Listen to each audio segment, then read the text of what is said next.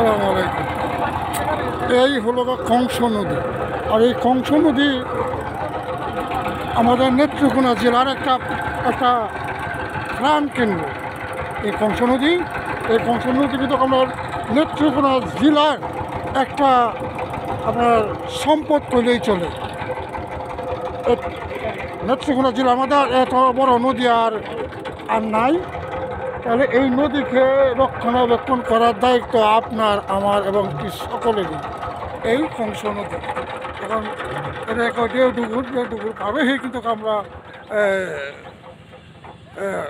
রওনা হয়েছি, দুর্গাপুরের উদ্দেশ্যে রওনা হয়েছি। তবে আমার কার্যকলাপের সাথে থাকবেন।